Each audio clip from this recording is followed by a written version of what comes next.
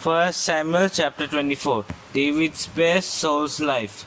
After Saul returned from pursuing the Philistines, he was told, David is in the desert of En-Gedi. So Saul took 3,000 able young men from all Israel and set out to look for David and his men near the crags of the wild goats. He came to the sheep pens along the way. A cave was there, and Saul went in to relieve himself. David and his men were far back in the cave. The men said, this is the day the Lord spoke of when he said to you, I will give your enemy into your hands for you to deal with as you wish. Then David crept up unnoticed and cut off a corner of Saul's robe. Afterward, David was conscience-stricken for having cut off a corner of his robe. He said to his men, The Lord forbid that I should do such a thing to my master, the Lord's anointed, or lay my hand on him, for he is anointed of the Lord. With these words, David sharply rebuked his men and did not allow them to attack Saul. And Saul left the cave and went his way. Then David went out of the cave and called out to Saul, My Lord, the king. When Saul looked behind him, David bowed down and prostrated himself with his face to the ground. He said to Saul, Why do you listen when men say, David is bent on harming you? This day you have seen with your own eyes how the Lord delivered you into my hands in the cave. Some urged me to kill you, but I spared you. I said, I will not lay my hands on my Lord, because he is the Lord's anointed. See, my father, look at this piece of your robe in my hand. I cut off the corner of your robe, but did not kill you. See that there is nothing in my hand to indicate that I am guilty of wrongdoing or rebellion. I have not wronged you, but you are hunting me down to take my life. May the Lord judge between you and me. And may the Lord avenge the wrongs you have done to me, but my hand will not touch you. As the old saying goes, from evildoers comes evil deeds, and so my hand will not touch you. Against whom has the king of Israel come out? Whom are you pursuing? A dead dog? A flea? May the Lord be our judge and decide between us. May he consider my cause and uphold it. May he vindicate me by delivering me from your hand. When David finished saying this, Saul asked, Is that your voice, David my son? And he wept aloud. You are more righteous than I, he said. You have treated me well, but I have treated you badly. You have just now told me about the good you did to me. The Lord delivered me into your hands, but you did not kill me. When a man finds his enemy, does he let him get away unharmed? May the Lord reward you well for the way you treated me today. I know that you will surely be king, and that the kingdom of Israel will be established in your hands. Now swear to me by the Lord that you will not kill off my descendants or wipe out my name from my father's family. So David gave his oath to Saul. Then Saul returned home, but David and his men went up to the stronghold. 1 Samuel chapter 25. David, Nabal and Abigail. Now Samuel died, and all Israel assembled and mourned for him, and they buried him at his home in Ramah. Then David moved down into the desert of Paran. A certain man in Maon who had property there at Carmel was very wealthy. He had 1,000 goats and 3,000 sheep, which he was shearing in Carmel. His name was Nabal, and his wife's name was Abigail. She was an intelligent and beautiful woman, but her husband was surly and mean in his dealings. He was a Calebite. While David was in the wilderness, he heard that Nabal was shearing sheep. So he sent 10 young men and said to them, Go up to Nabal at Carmel and greet him in my name. Say to him, Long live to you, good health to you and your household, and good health to all that is yours. Now I hear that it is sheep shearing time. When your shepherds were with us, we did not mistreat them, and the whole time they were at Carmel, nothing of theirs was missing. Ask your own servants, and they will tell you. Therefore be favorable toward my men, since we come at a festive time. Please give your servants and your son David whatever you can find for them. When David's men arrived, they gave Nabal this message in David's name. Then they waited. Nabal answered David's servants, Who is this David, Who is this son of Jesse? Many servants are breaking away from their masters these days. Why should I take my bread and water and the meat I have slaughtered for my shearers and give it to men coming from who knows where? David's men turned around and went back. When they arrived, they reported every word. David said to his men, "Each of you strap on your sword." So they did, and David strapped his on as well. About 400 men went up with David, while 200 stayed with the supplies. One of the servants told Abigail, Nabal's wife, "David sent messengers from the wilderness to give our master his greetings, but he hurled insults at them. Yet these men were very good to us. They did not mistreat us, and the whole time we were out in the fields near them, nothing was missing. Night and day they were a wall around us the whole time we were herding our sheep near them. Now think it is over and see what you can do, because disaster is hanging over our master and his whole household. He is such a wicked man that no one can talk to him."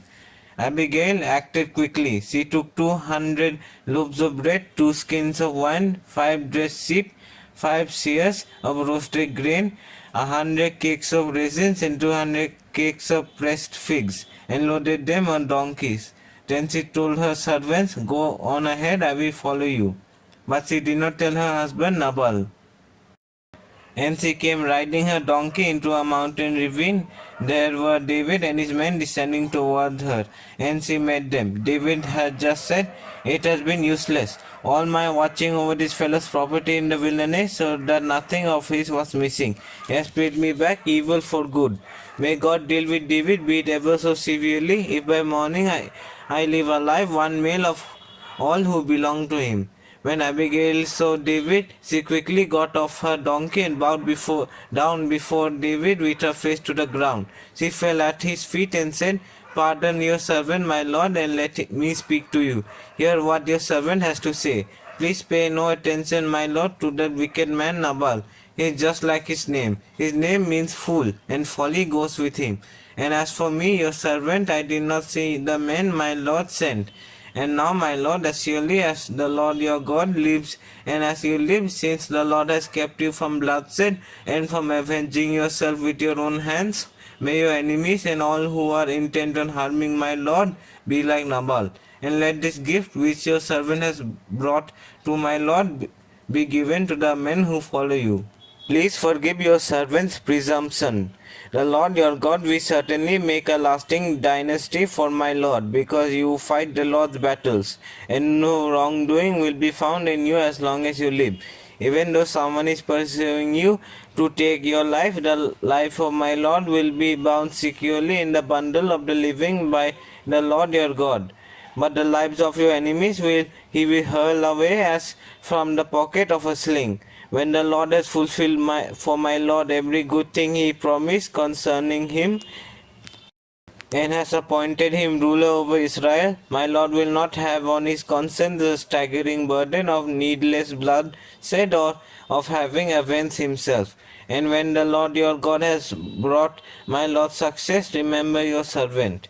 David said to Abigail, "Praise be to the Lord, the God of Israel, who has sent you today to meet me. May you be blessed for your good judgment and for keeping me from bloodshed this day and from avenging myself with my own hands. Otherwise, as surely as the Lord, the God of Israel lives, who has kept me from harming you, if you had not come quickly to meet me, not one male belonging to Nabal would have been left alive by daybreak."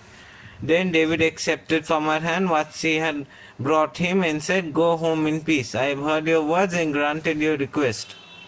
When Abigail went to Nabal, he was in the house holding a banquet like that of a king. He was in high spirits and very drunk. So she told him nothing at all until daybreak. Then in the morning, when Nabal was sober, his wife told him all these things, and his heart failed him, and he became like a stone. About 10 days later, the Lord struck Nabal, and he died. When David heard that Nabal was dead, he said, "Praise be to the Lord, who has upheld my cause against Nabal for treating me with contempt. He has kept his servant from doing wrong and has brought Nabal's wrongdoing down on his own head." Then David sent word to Abigail asking her to become his wife. His servants went to Carmel and said to Abigail, "David has sent us to you to take you to become his wife." She bowed down with her face to the ground and said, I am your servant and am ready to serve you and wash the feet of my Lord's servants. Abigail quickly got on a donkey and attended by her 5 servants went with David's messengers and became his wife. David had also married Ahinoam of Jezreel, and they both were his wives. But Saul was given his daughter Michal, David's wife, to Patiel, son of Laius, who was from Galim. 1 Samuel chapter 26. David again spares Saul's life. The Ziphites went to Saul at Gibeah and said, Is not David hiding on the hill of Hakilah, which faces Jeshimon? So Saul went down to the desert of Ziph with his 3,000 able young Israelites to search there for David. Saul made his camp beside the road on the hill of Hakilah facing Jeshimon, but David stayed in the wilderness. When he saw that Saul had followed him there, he sent out scouts and learned that Saul had definitely arrived. Then David set out and went to the place where Saul had camped. He saw where Saul and Abner son of Ner, the commander of the army, had lain down. Saul was lying inside the camp with the army encamped around him. David then asked Ahimelech the Hittite and Abishai son of Zeruiah, Joab's brother, who will go down into the camp with me to Saul. I will go with you, said Abishai. So David and Abishai went to the army by night, and there was Saul lying asleep inside the camp with his spear struck in the ground lying near his head. Abner and the soldiers were lying around him. Abishai said to David, Today God has delivered your enemy into your hands. Now let me pin him to the ground with one thrust of the spear. I won't strike him. But David said to Abishai, Don't destroy him. Who can lay a hand on the Lord's anointed and be guiltless? As surely as the Lord lives, he said, the Lord himself will strike him, or his time will come and he will die, or he will go into battle and perish. But the Lord forbade that I should lay a hand on the Lord's anointed. Now get the spear and water jug that are near his head and let's go. So David took the spear and water jug near Saul's head and they left. No one saw or knew about it, nor did anyone wake up. They were all sleeping because the Lord had put them into a deep sleep. Then David crossed over to the other side and stood on top of the hill some distance away. There was a wide space between them. He called out to the army and to Abner son of Ner, Aren't you going to answer me, Abner? Abner replied, Who are you who calls to the king? David said, You are a man, aren't you? And who is like you in Israel? Why didn't you guard your lord the king? Someone came to destroy your lord the king. What you have done is not good. As surely as the Lord lives, you and your men must die, because you did not guard your master, the Lord's anointed. Look around you. Where are the king's spear and water jug that were near his head? Saul recognized David's voice and said, Is that your voice, David my son? David replied, Yes, it is, my lord the king. And he added, Why is my lord pursuing his servant?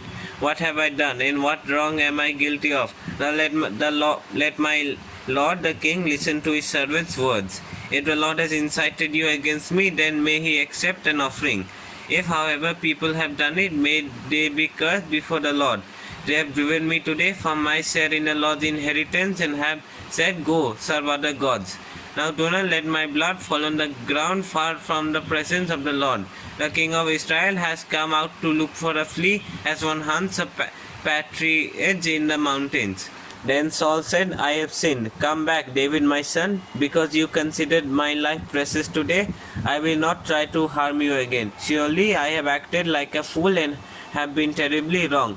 Here is the king's spear. David answered, Let one of your servants come over and get it. The Lord rewards every man for his righteousness and faithfulness. The Lord delivered you into my hands today, but I would not lay a hand on the Lord's anointed.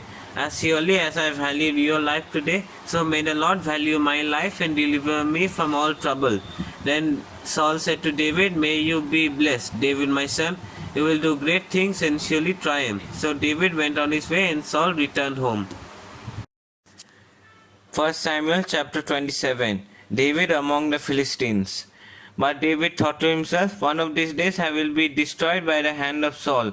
The best thing I can do is to escape to the land of the Philistines. Then Saul will give up searching for me anywhere in Israel and I will slip out of his hand. So David and 600 men with him left and went to Achish, son of Maok, king of Gath.